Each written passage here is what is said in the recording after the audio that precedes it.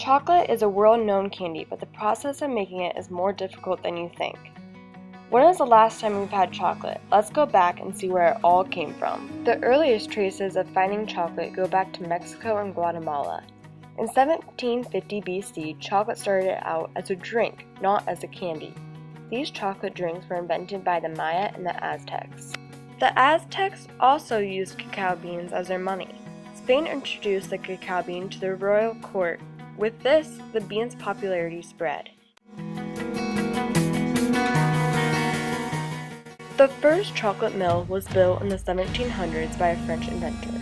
In the 1800s, a Dutch scientist, Conrad van Huyn, added alkaline salts. That way the chocolate would lose some of its bitter taste.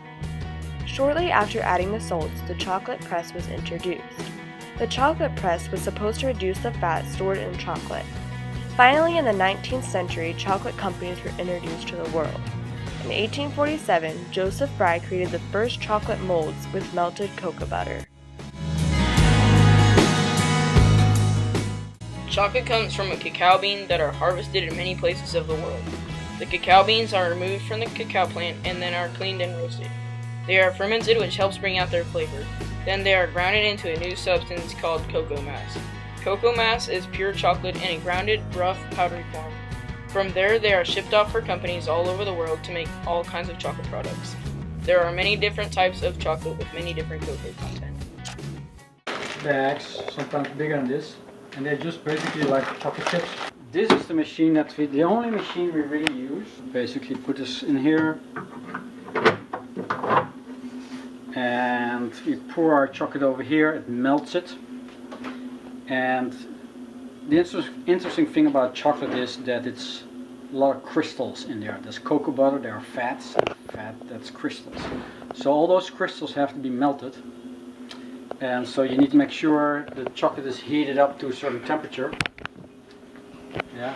And when it's up to a certain temperature, then it has to go through a tempering process, which means you cool it down and you make sure that all the crystals are formed in a certain, are aligned in a certain way. And the type of chocolate that you use just depends on what you're making. So chocolate has a cocoa content, and you know that content can be anywhere from, for dark chocolates, 50% up to 80% or 90%, depending on what you use. We most of the time use something that's something between 55 and mid 70s that doesn't get too dark. Milk chocolate, dark chocolate, and white chocolate are the most recognized flavors. Milk chocolate has milk and condensed milk. White chocolate has no cocoa solids, sugar, milk, and cocoa butter. Cocoa butter is an edible fat from the cacao bean. It has the flavor of the cocoa and its smell. Compound chocolate has cocoa, vegetable fat, and sweetener. Molding chocolate is almost like a paste. It is melted down chocolate with corn and glucose syrup added to it, which is where it gets its pasty look. Couverture chocolate is a very high quality chocolate. It has extra cocoa butter, and if cooked right, will have a nice clean snap when broken. And if you do it properly, then you get a chocolate bar that if you break it, it sort of cracks, instead of where it becomes like soft chocolate. So that is pretty important to do that. You know, I'll show you. If you don't do it right, you get something like this. It looks like something like this. Not that it's bad chocolate, it's just not properly, we call it, it's not properly cooled down. So it looks a little funny, but if it's done right, then you get a chocolate that is shiny and cracks nice and it looks good.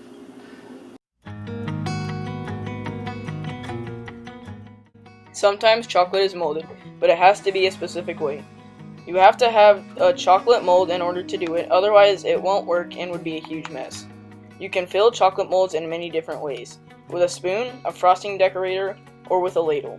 You have to make sure you have the right amount of chocolate in order to fill the mold completely. It has to sit for a while and then you put it in the freezer. Make sure your chocolate doesn't have any condensation or ice on it. Take it out or set it face down on a hard surface. Lightly hit the back of it and it should come out easily. And this is a mold, so you can see it's going to be hard form.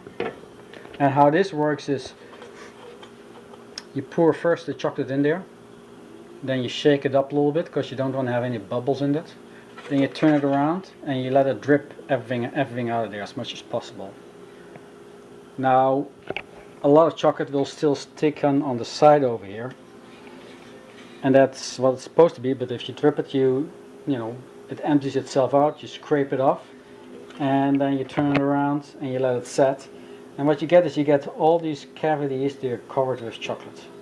And then you pour the filling in there, you let that set, and once that's done, you take a layer of chocolate and you put it on top of that, let it set, and then you got the filled chocolate. These chocolates, they are made in molds, so you have little plastic form, you pour chocolate in there, and that's how you get these little designs. In conclusion, chocolate goes through a very difficult process, but in the end it is very delicious. Thank you for watching our movie.